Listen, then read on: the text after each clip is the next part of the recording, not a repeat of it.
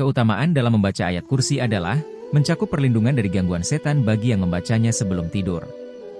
Hal ini berdasarkan dari salah satu riwayat hadis yang disabdakan oleh Rasulullah Shallallahu Alaihi Wasallam.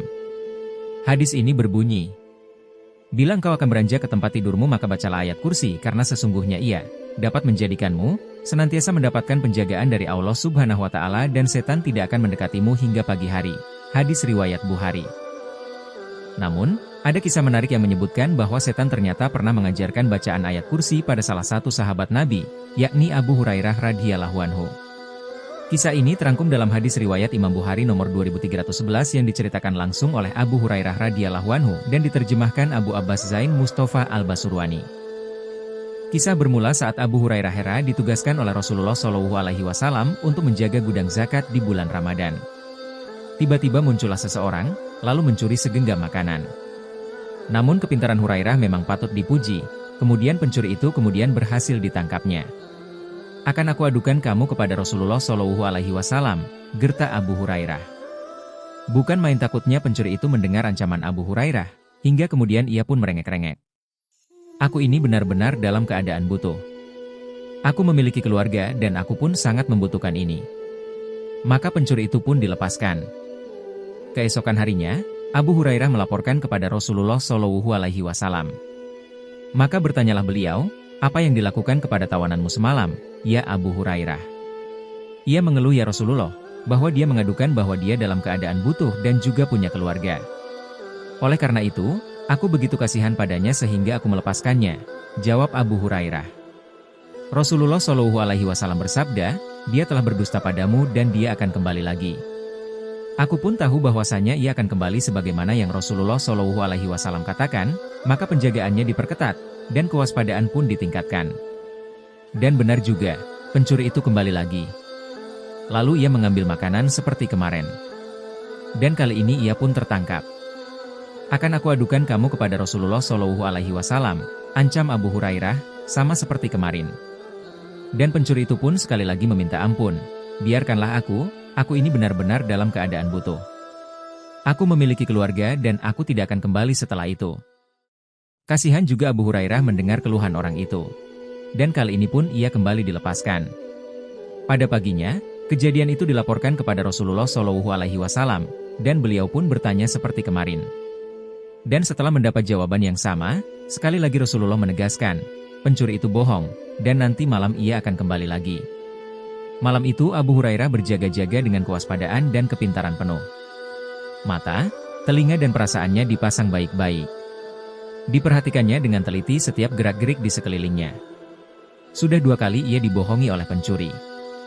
Jika pencuri itu benar-benar datang seperti dikatakan oleh Rasulullah, dan ia berhasil menangkapnya, ia telah bertekad tidak akan melepaskannya sekali lagi. Hatinya sudah tidak sabar lagi menunggu-nunggu datangnya pencuri jahanam itu. Ia kesal. Kenapa pencuri kemarin itu dilepaskan begitu saja sebelum diseret ke hadapan Rasulullah Shallallahu Alaihi Wasallam? Kenapa mau saja ia ditipu olehnya? "Awas saja," katanya dalam hati. "Kali ini tidak akan kuberikan ampun." Malam semakin larut dan jalanan sudah sepi. Tiba-tiba muncul sesosok bayangan yang datang menghampiri longgokan makanan yang dia jaga. "Nah benar juga ia datang lagi," katanya dalam hati. Dan tidak lama kemudian pencuri itu telah bertekuk lutut di hadapannya dengan wajah ketakutan. Diperhatikannya benar-benar wajah pencuri itu. Ada semacam kepura-puraan pada gerak-geriknya. "Kali ini kau pastinya kuadukan kepada Rasulullah. Sudah 2 kali kau berjanji tidak akan datang lagi kemari, tapi ternyata kau kembali juga. Lepaskan saya." Pencuri itu memohon. Tapi, dari tangan Abu Hurairah yang menggenggam erat-erat dapat difahami, bahwa kali ini ia tidak akan dilepaskan lagi. Maka dengan rasa putus asa akhirnya pencuri itu berkata, "Lepaskan saya. Akan saya ajari Tuan beberapa kalimat yang sangat berguna." "Kalimat-kalimat apakah itu?" tanya Abu Hurairah dengan rasa ingin tahu. "Bila Tuan hendak tidur, bacalah ayat kursi. Allahu la ilaha illallah wal hayyul qayyum." Dan seterusnya sampai akhir ayat. Maka Tuan akan selalu dipelihara oleh Allah, dan tidak akan ada syaitan yang berani mendekati Tuan sampai pagi. Maka pencuri itu pun dilepaskan oleh Abu Hurairah. Agaknya naluri keilmuannya lebih menguasai jiwanya sebagai penjaga gudang. Dan keesokan harinya, Ia kembali menghadap Rasulullah Shallallahu Alaihi Wasallam untuk melaporkan pengalamannya yang luar biasa tadi malam. Apa yang dilakukan oleh tawananmu semalam? Tanya Rasul sebelum Abu Hurairah sempat menceritakan segalanya. Ia mengajariku beberapa kalimat yang katanya sangat berguna, lalu ya saya lepaskan, jawab Abu Hurairah. Kalimat apakah itu? Tanya Nabi.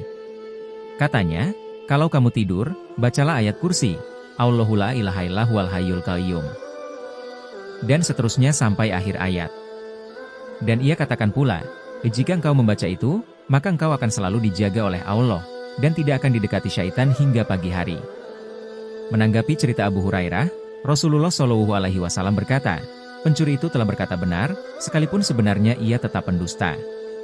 Kemudian Rasulullah Shallallahu Alaihi Wasallam bertanya pula, tahukah kamu, siapa sebenarnya pencuri yang bertemu denganmu tiap malam itu? Entahlah, jawab Abu Hurairah. Itu adalah setan. Setan berkata benar kepadamu tentang ayat kursi. Tidaklah sekali-kali kamu membacanya, melainkan kamu berada dalam penjagaan Allah dan setan tidak akan dapat mendekatimu. Akan tetapi, setan selamanya adalah pendusta. Di sini terdapat pelajaran besar yang menunjukkan bahwa manusia tidak akan dapat selamat dari setan, kecuali berkat kemurahan Tuhan yang Maha Esa dan zikir kepada Allah. Selain itu, kita boleh mengambil hikmah sekalipun dari orang yang kafir lagi sesat, karena hikmah itu adalah barang yang dicari oleh orang mukmin. Kita boleh mengambilnya dimanapun kita menemukannya. Pelajaran lain yang dapat kita ambil adalah bahwa setan itu mempunyai godaan.